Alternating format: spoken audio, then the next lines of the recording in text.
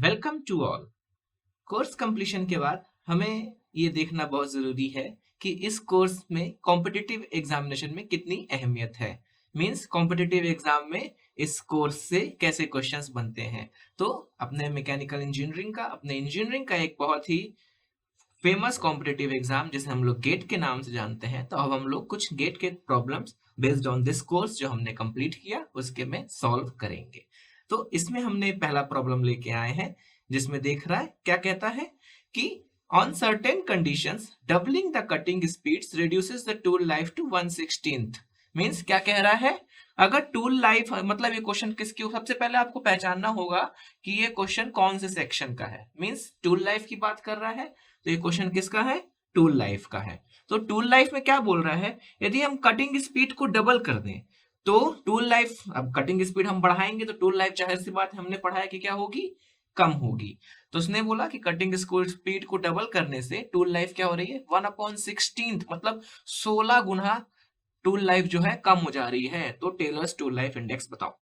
तो हमें पता है, अब इसमें ये गेट का क्वेश्चन है, इसमें आपको सिर्फ आंसर निकालने से मतलब है। जैसे कि हमने ड्यूरिंग द कोर्स आपको न्यूमेरिकल्स कराते थे, वो हम subjective conventional point of view से बताते थे, जिसमें आपको गिवन 2 पॉइंट सॉल्यूशन लिखना रहता था। इसमें आप डायरेक्ट आंसर निकालिए, आपसे बाकी चीजों से कोई मतलब नहीं, आपको आंसर से मतलब है। हमें पता है Taylor's tool life index VT की power n is equal to constant होता है, सी बोल दे। अब बोल रहा है यदि ए, ये तो पहली ये इनिशियल रही होगी, अगर हम बोल दिए कि v2 कितनी हो गई अपनी, इसको हम v1 t1 मान ले, v2 बाद में वेलोसिटी कितनी हो गई 2v1, मतलब v1 से डबल, तो t2 कितनी हो गई अपनी t1/16। यही कह रहा है क्वेश्चन में। तो अब हमें पता है v1 t1 की power n is equal to constant होगा, तो v2 t2 की power n is equal to भी क्या होगा, कांस्टेंट होगा। तो बस कुछ नहीं, यहाँ पे वैल्यूज पुट करिए, v1 t1 की power n is equal to v2 की वैल्यू कितनी है 2v1 और t2 की वैल्यू t1/16 की पावर n। क्लियर, यहां से आपका v1 गया, यहां से v1 गया, t1 की power n is equal to 2 t1 की पावर n/16 की पावर n, तो ये भी यहां से गया, तो 16 की power n is equal to 2।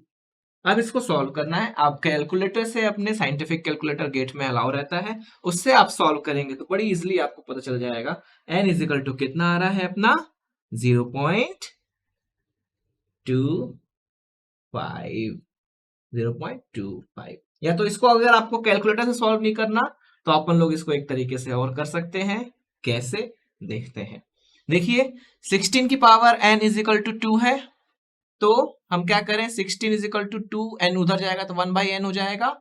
अब 2 की पावर हम कितना लिख सकते हैं 16 को, 2 2 4, 4 2 8, 2 की पावर 4 लिख सकते हैं, तो ये 16 हो जाएगा।